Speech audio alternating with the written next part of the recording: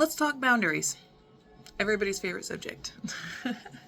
I'm actually going to separate this into 3 parts because there are very distinct differences between who you set your boundaries with.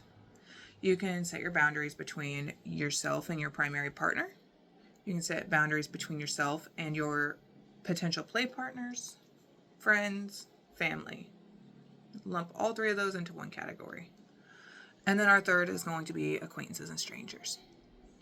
Okay, so let's talk about how we can implement these boundaries with our primary partner. Sometimes it feels like it's almost impossible because you're so close to the source. So how can you do it? Well, there's a few different types of boundaries that you want to set, right? So you need intimacy boundaries. Example of intimacy boundaries. I'm not comfortable with you kissing my neck. I'm not comfortable with you kissing other women's necks. I'm not comfortable with you cuddling afterwards. You need emotional boundaries. Example of an emotional boundary would be having told your partner multiple times that you won't tolerate this anymore, but they continue to do it and expect you to get over it. I have an emotional boundary and I'm not going to allow you to continue to walk all over me. I told you not to do that. You said you wouldn't this many times, and that's that. You broke my boundary. You need trust boundaries. Examples of trust boundaries. I trust you to message the new couple up until we go to dinner. Once it's dinner time, that's our time.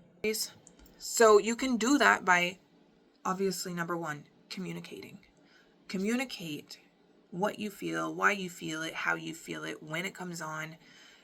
If you can, self-reflect and identify where that feeling initially originates from.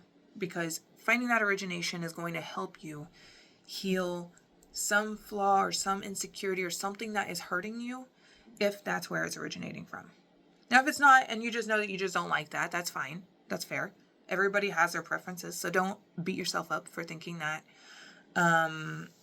you should be interested in this thing that your partner likes. That is not always the case. Everybody is different. Everybody is unique.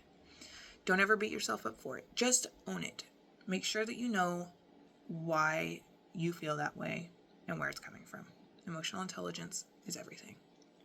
And whenever you do have these conversations and you start to set these boundaries with your partner, make sure that you are managing it respectfully. Manage that conversation respectfully. Ensure that the words you're using aren't attacking them.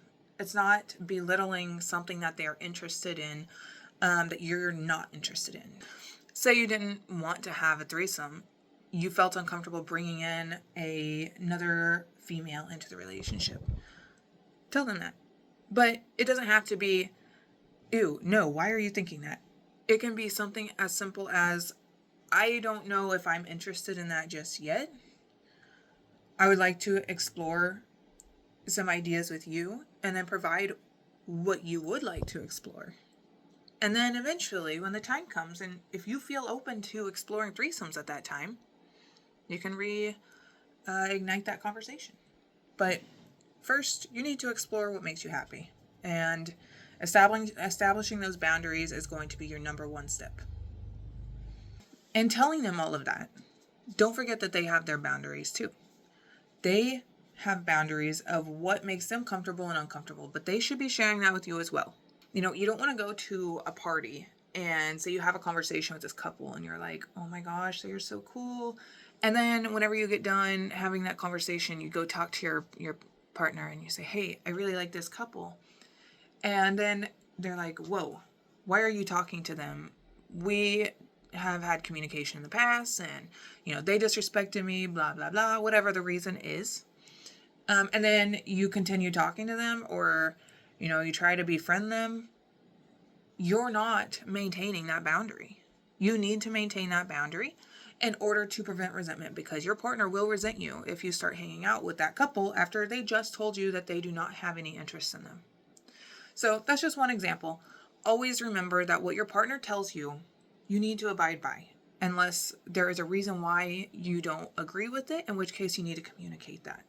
There are instances where you can compromise in the lifestyle. There are also instances where it's not acceptable to require a compromise. You need to agree or agree to disagree, in which case you need to figure out your next steps. But there should never be a gray area when you get done with that conversation. because you don't want to put that potential resentment out there in the future for a situation to go wrong. And it happens with the teeniest tiny things. It's crazy. Like, you wouldn't believe the smallest things that Jesus and I have gotten into conversations and arguments about. And we realize later on it's because there was one tiny point that we did not discuss when we were preparing to go to said event. Setting those boundaries and maintaining them, it helps enhance your communication. It helps enhance the relationship because now you both are on the same page and you are connected at all times. It is so imperative that you maintain your boundaries, right? Setting boundaries ensures mutual respect. It ensures understanding, and it also ensures a personal sense of well-being.